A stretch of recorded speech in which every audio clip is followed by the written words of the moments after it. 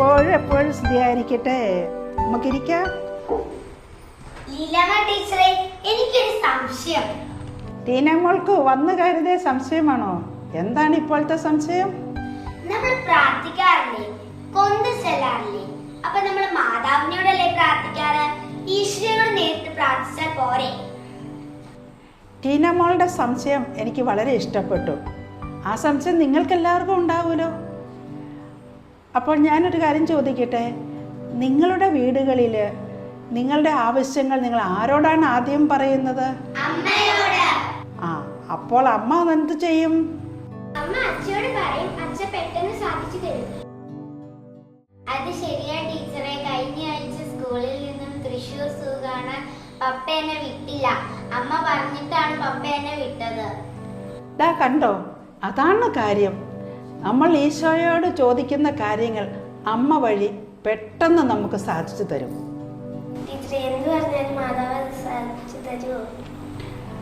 വിശ്വാസത്തോടെ നമ്മൾ എന്ത് ചോദിച്ചാലും പരിശുദ്ധ അമ്മ വഴി ഈശോ നമുക്ക് നൽകും.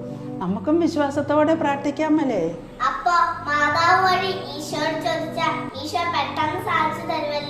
തീർച്ചയായും എനിക്കത് അനുഭവമുള്ളതാണ്. ടീച്ചറെ, മാതാവ് ടീച്ചറിനെ സഹായിച്ച അത്ഭുതം ഞങ്ങൾക്കും കേൾക്കണം. ടീച്ചർ പറയാം.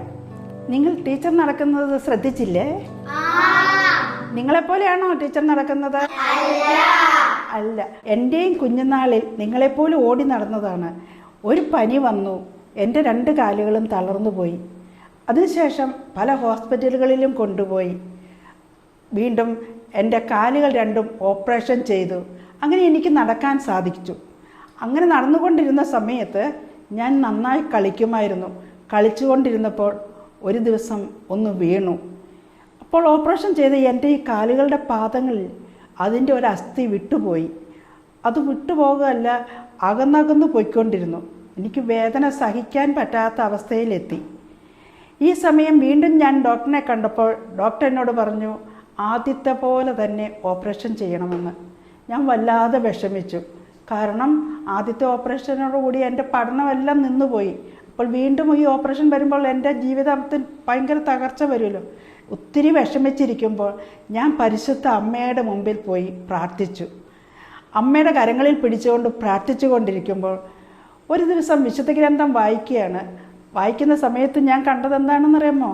വിശുദ്ധ യോഹന്നാൻ്റെ സുവിശേഷം 5-ാം അധ്യായം 38 വർഷമായി ഒരു കുളത്തിൻ്റെ കരയിൽ കിടക്കുന്ന ഒരു രോഗിയെക്കുറിച്ച്.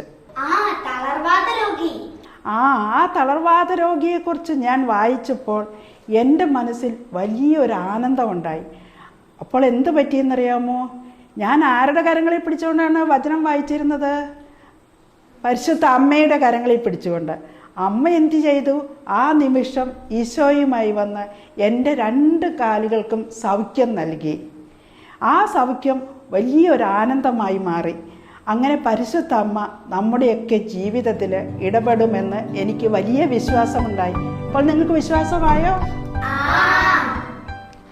നമ്മുടെ ഏത് ആവശ്യത്തിലും മാതാവ് നമ്മെ സഹായിക്കുമെന്ന് നിങ്ങൾക്ക് മനസ്സിലായില്ലേ?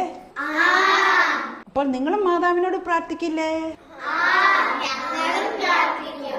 കഴിഞ്ഞ ആഴ്ച മാതാവിൻ്റെ ഒരു പാട്ട് നമ്മൾ പഠിച്ചില്ലേ? അത് നമുക്കൊന്ന് പാടിയാലോ?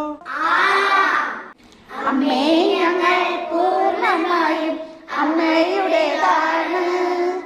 അമ്മേ, ഞങ്ങൾ പൂർണ്ണമായും അമ്മയുടേതാണ്. അമ്മേ, ഞങ്ങൾ പൂർണ്ണമായും അമ്മയുടേതാണ്. അമ്മേ, ഞങ്ങൾ പൂർണ്ണമായും അമ്മയുടെ